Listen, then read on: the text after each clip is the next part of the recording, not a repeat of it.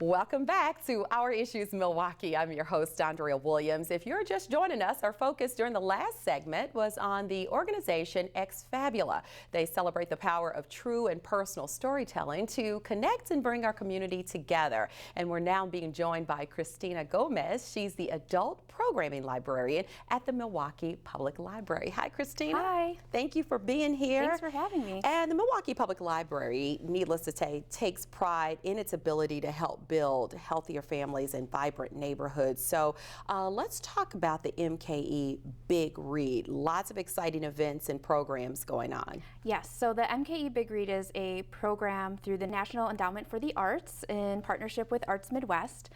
It's a nationwide grant program with a goal of bringing communities together through great literature. Okay. So the Milwaukee Public Library saw this opportunity to take part in the grant, and we went for it. So we're really happy to receive the grant. We selected a book by Julia Alvarez called In the Time of the Butterflies, and we're basically thinking of it as one citywide book club. So we're encouraging everyone to read this book, and then we're going to discuss the themes that are in the book, and those themes, how they connect to our lives, ourselves, and our city. Okay, we'll talk more about her book and some of the things that's going on, but this program is with the National Endowment for the Arts in partnership with Arts Midwest, and this is going on through May, right? That's right. So all of April and through May 13th, we're going to have tons of events throughout the city. Okay, and you mentioned Julia Alvarez's In the Time of the Butterflies, and this book focuses on courage, freedom, women's rights, just to name a few things. And when we look at the state of the world today, all of these things really play a part, right? Definitely, and the book is based on historical facts. So the characters in the book were real women who lived in the Dominican Republic. It tells their story about fighting a dictator in their country. They were ultimately assassinated for their efforts. Wow. So the date of their death is marked as the United Nations marked it the International Day for the violence against women, or against elimination of violence against women.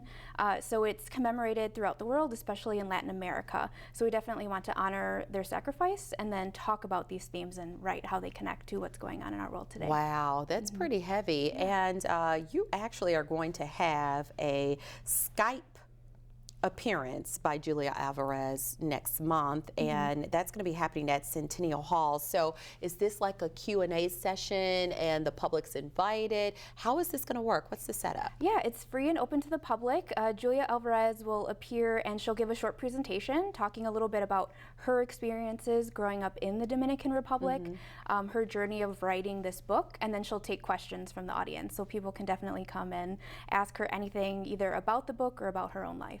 Okay, and that's going to be on May 3rd from 6 to 7 p.m. Yes. And I mentioned that you are the adult programming librarian, but there's also teen poetry contests that you set up for young people from 10 to 18 years of age. So this is an opportunity within the Milwaukee Public Library for everybody to have a voice and be able to put into words whatever it is they experience on a day-to-day basis. Yeah, and we're encouraging teens to express themselves. The theme for the teen poetry contest is nonviolence.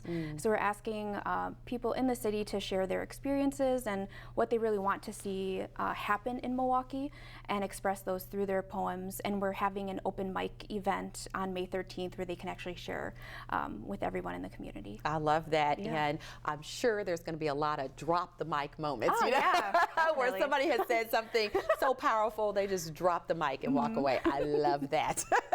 During the first segment, we found out about Ex Fabula, and we touched on the partnership that they have built with the Milwaukee Public Library that has them as a part of the MKE Big Read. So run down some of the programs that come off the top of your head that people can be a part of when it comes to those particular workshops. I want to encourage everyone to attend our bilingual story slam. That's on May 4th in our Centennial Hall space. So anyone can come, share their story about courage, which is a theme from the book. So, and that'll be in both English and Spanish. So that's the event we really think is going to be wonderful, and will highlight both the book and Milwaukee really well. Okay, and Centennial Hall is located at 733 North 8th Street. And for a full schedule of all the events, people can go to your website? Yes, mpl.org.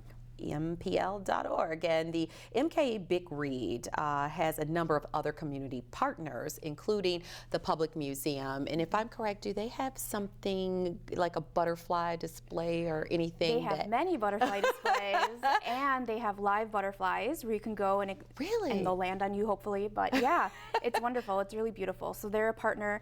And it ties in nicely with the theme. Yeah, definitely. Yes. I love that. So the Milwaukee Public Museum and a couple other community partners. Walker's Point Center for the Arts is a partner. They're going to have a series of events for families, actually the week of April 11th through the 14th. So I'm looking forward to that. Okay, and you have you as in the Milwaukee Public Library, there's a long list of community branches that offer programs and services to both children and adults. And people like you and I, we grew up maybe with the library around the corner, are not far from where we lived. And that's the whole idea of having branches across the city that people have easy access. So you offer a lot of different things at different branches that people can take advantage of on a day-to-day basis. Definitely, yes. Yeah. We have computer access for anyone and everyone. We have job help if people are looking to have assistance creating a resume or applying for jobs. That's available at our locations.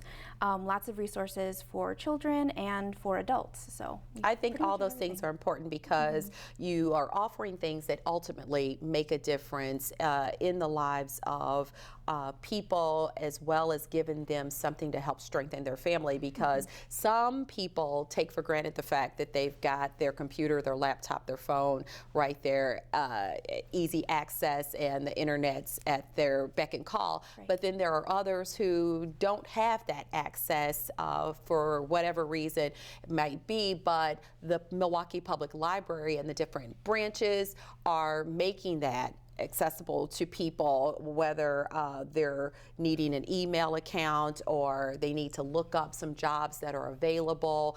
They can do a resume on the computer, all these different things, because in the digital world, jobs aren't listed the way they were 30 years ago. That's right. And we're seeing, we have people who might have been in employment for many years and were let go, and now they're looking for a new job, and they just don't have those computer skills that are required to even apply, much less maintain the job. So for somebody that goes to those branches, you do have somebody on site that can help walk people through this. So you don't have to show up knowing how to set up an email address. There's somebody there to help. Right, that's what the librarians do. So that's we're happy to help. Yes, that's what it's all about. And do people need to register to be able to take advantage of these computer classes and different things that you offer?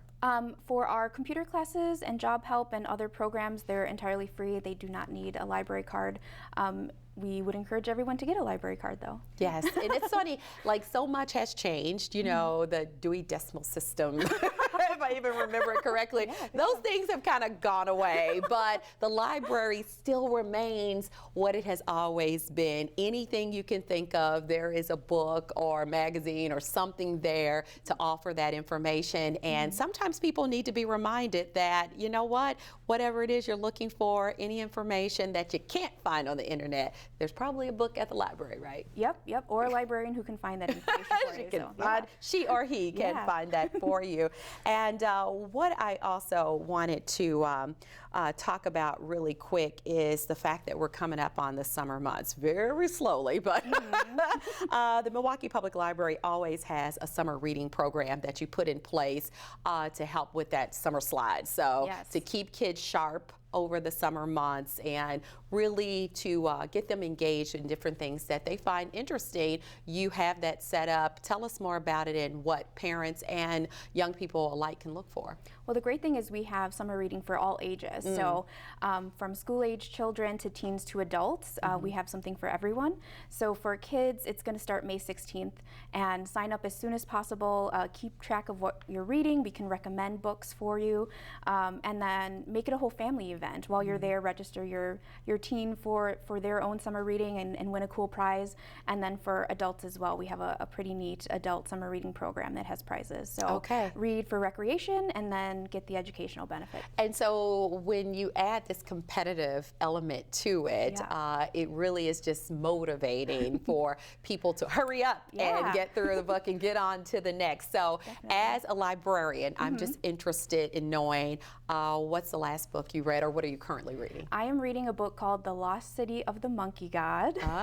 It's about a city in Honduras that they believe exists but aren't sure. So there's some adventure going on and some archaeologists, and they're using new technology to try and map out the actual layout of the city. So it's pretty neat. Yeah, it sounds very interesting. And see, that's the thing about, we were talking about people being able to have conversations in storytelling with Ex Fabula, but really just asking people simple questions. What's the last book you read? What are you currently reading? You are given information about something you didn't even know exists. So tell me the title again. The Lost City of the Monkey God.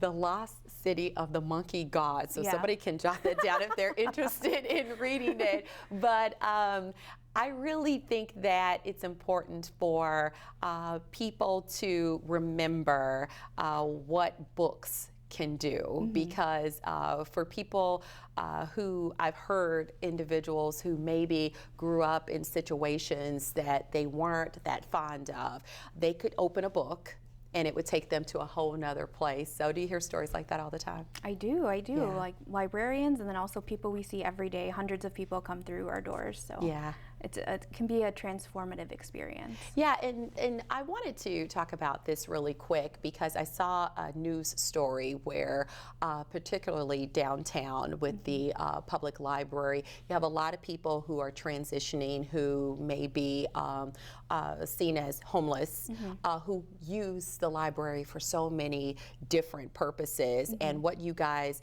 do is offer a welcoming atmosphere for those individuals who come through. You also probably help them in maybe giving them some resources they may need to get out of their situation. Definitely. I just assisted someone a couple weeks ago on finding emergency shelter.